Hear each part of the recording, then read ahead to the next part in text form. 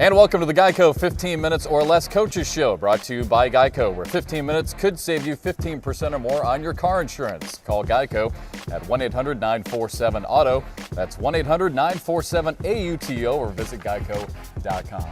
And with that, we welcome you down courtside here at TV Arena. Good to be back in Charleston alongside the head coach, Doug Wojcik. I'm Jeff McCarriger.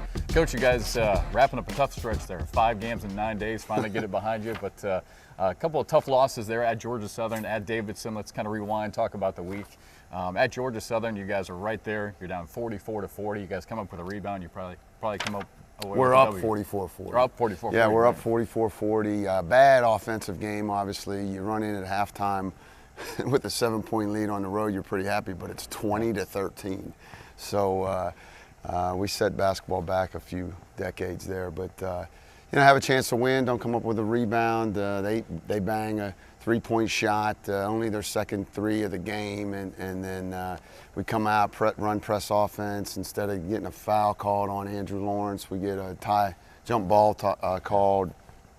Thing gets swung, and we just don't score the ball enough. We hold them to 51 points on their home floor, 13 at halftime. We just got to score the ball better. In that game, Anthony Stitt, we'll talk more about him. He goes 0 for 13 in one of those games. If you would have told me that he was going to go 0 for 13, you guys still would be in it at the end. You'd probably still take that. But, yeah. I know you guys trying to get him going. He's been in a terrible slump as of late. Well, he's been great. I don't want to discuss and make it sound like it's his fault. But when you leave on the bus on Wednesday and you come back late, early Sunday morning after Davidson, and someone would have told me that he does not have a field goal on that trip, you'd be like, what are you, crazy? Right. So I'd put money on the fact that he would have a field goal. But he's a great kid. He works his butt off. Unfortunate thing, we're not getting enough production where he's not shooting. Maybe Nori needs to make some shots too, and Matt made some shots for us at Davidson. Right. So it's a group thing, it's a team thing, but we do need Anthony to shoot a little bit better. What were your thoughts on Georgia Southern? This is kind of, it's your first time through the league, so at Georgia Southern, not a whole lot of people there, only a couple thousand people there, but still a tough place to play, and it was pretty loud that day too. Yeah, they have a building that's sort of underground with a lot of metal roof, and it's loud. Mm-hmm. They were coming off a Davidson win, but again, we guarded them. We did everything we wanted to do. We just didn't shoot the ball well. I really enjoyed Davidson's environment. I think that was a big-time environment, but, Georgia Southern was fine. It's just a shame we lost the game. It's tough to figure Georgia Southern. They knock off the College of Charleston and Davidson, then lose at home by 15 to your buddy Chuck Drizel and the Citadel. Yeah, they're a funny team, but aren't we all? Yeah, that's true. Everyone's up and down right now. We all have some funkiness to us. Well, let's get to that Davidson game. Again, the first half was a terrific first half. I thought the first, even 12 to 14 minutes of that game, you guys played really well. That one stretch of about 4 to 5 minutes in the first half kind of ended up being that difference, especially in the first half of that game. Well, really, it's just the last 4 minutes of the first half. Yeah. And I'll be honest with you, one guy killed us, the kid Droney off the bench. Yeah. He absolutely, going back and watching the tape, absolutely killed us in transition. And that's the first time all year that we got beat in transition. Couple things. They're a good team. They pushed it even after made baskets. Part of me feels like a little bit of legs. Third game on the road, a little fatigue. A Giant got his second foul with about 5 minutes left. We had some decent looks, but transition there. Droney hurt us at the end of the first half. Well, you and I talked about that. I remember you addressing the team about this too. You know about Brooks, you know about Cohen, you know about some of their star players, but really some of those guys that come off the bench that can really hurt you. What's funny though, Droney's not really one of those guys, he hurt us. He's a good player. I'm not trying to disrespect him or anything, but it's, the Kalinowski shoots it, and Droney's a good player, but you don't expect him to go get, buckets in transition. Right. If he's going to make a 3 from time to time, hey, that's so be it. But he played great, but they have a good team. They have 7 upperclassmen. 4 seniors, 3 juniors, played together 3 and 4 years. There's a lot to be said about that chemistry. Well, there's some really good positive notes that came out of that game against Davidson. Trent Wiedemann, 10 points and 4 rebounds. Good to see him finally maybe starting to get a little bit healthy again. Well, yeah, absolutely. Over the last 4 games, Trent has averaged 21 minutes a game. 24 is his most in 2 of the 4 games, and 17 and 19. So at 21 minutes, man, we'd love to get that to 25 here pretty quickly on a consistent basis. Pretty tough for him, to be fair to him, with 5 games in 9 days to just come out and get 25, 26 minutes every game. So that was positive, and I thought Anthony Thomas was really, really positive. I think he's really become a consistent performer, and hopefully he can maintain that. I was just going to talk to you about him. He's the newcomer this year, the transfer from Hutchinson Junior College out in Kansas. I think he's scored in double figures now. I think in 5 of the last 6 or 6 of the last 7. He's really done a good job for him. Done a really good job shooting the ball well from the perimeter. Has taken on another level defensively, and I think the biggest area, Jeff, is really he's gone to the offensive glass pretty well for us and gotten some nice offensive rebounds. So really pleased there. I mean, the nucleus is really, really solid. And again, it's about the journey. We have 7 losses. Davidson has 7 losses. Let's move forward. 2 games a week now. Settle in a little bit over the next 6 weeks. Coach, you mentioned Norrie Johnson and Matt Sundberg, how important they are, and I've heard you talk about this in film study too, taking the pressure off of guys like Anthony Stitt and Andrew Lawrence. Matt Sundberg hits a couple of big threes for you off the bench. That was a nice added bonus. How important are Sundberg and Norrie to you guys down the stretch now? Well, Matt's an interesting guy. I mean, Davidson's a good game for him because they got a bunch of guys that are like 6'5", 6'6", that they're, the 3 men or the 4 men, and that's a good matchup for him. When you're playing like for us, like a Chattanooga, which is a bunch of small guards or real big, thick, big guys, that's not as good a matchup for Matt. So he really helped us.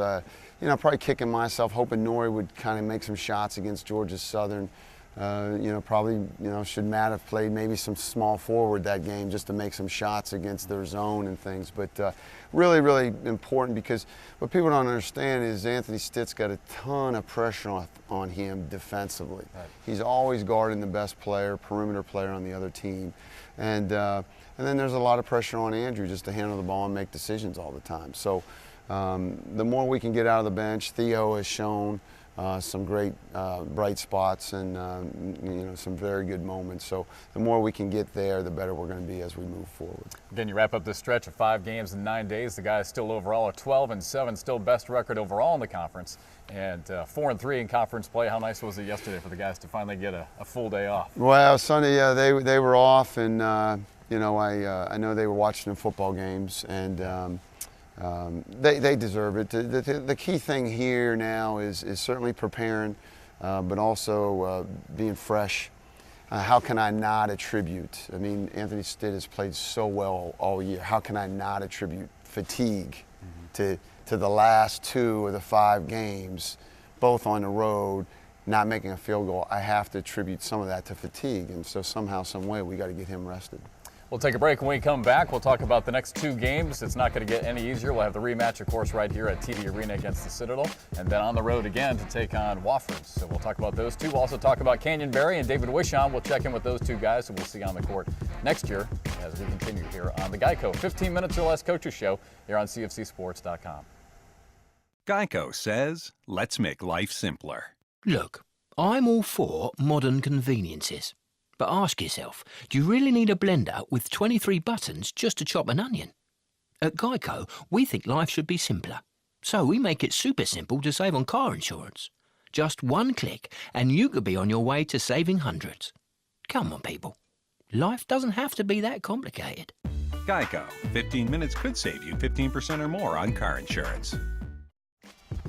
And welcome back to the GEICO 15 Minutes or Less Coaches Show with the head coach Doug Wojcik. I'm Jeff McCarriger. Thanks for tuning in again this week here on CofCsports.com. Again, the guys with 2 big games coming up this week. Home against the Citadel, then on the road again against the Wofford Terriers. But before we get to those matchups, Coach, let's talk about 2 guys we haven't had a chance to touch on who will be on the court for you next year, Canyon Berry and David Wishon. We all know about Canyon Berry. Let's start with him, the son of NBA Hall of Famer Rick Berry. And I've had a chance, obviously, to travel with you guys and see Canyon practice with you. He's a special player. Well, he's going to be, and he's got great size. He's a really smart kid, just an outstanding student. And, he'd be helping us right now, but he'll really help us next year.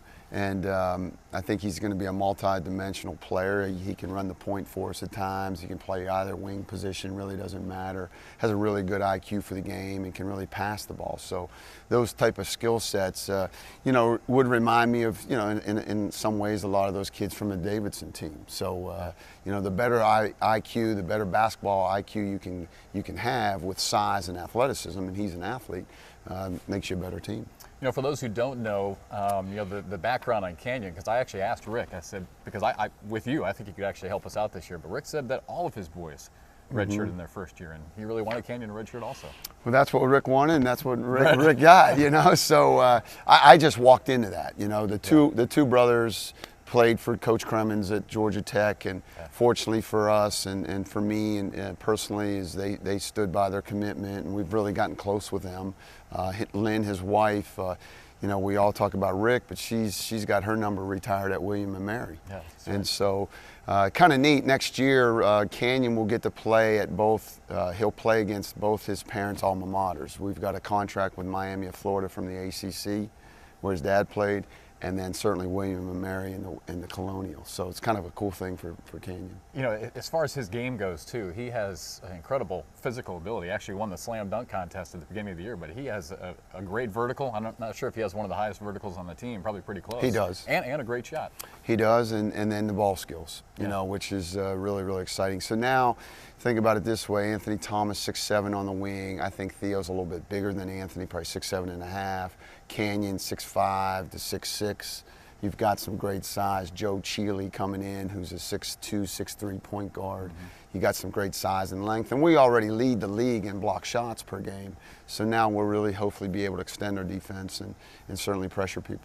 Now, give us an update on the other guy, David Wishon. We go the other way, 7'2". Yeah. A lot of strength on the inside, and you said he's been looking pretty good. Yeah, what I love about David and have loved since day one is that David's one of those big kids that just doesn't care, man. He got a little toughness about him, and a lot of times big kids just may not have that physicality, and David's always had it, and he's just really worked on his body, doing a great job with Steve Bamwell, our strength and conditioning coach.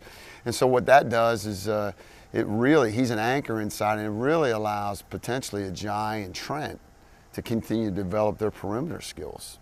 So now and you still got Willis back, and you got Terrence O'Donohue coming in. So, you know, it really allows us, it's another 5 fouls, it's another big physical guy.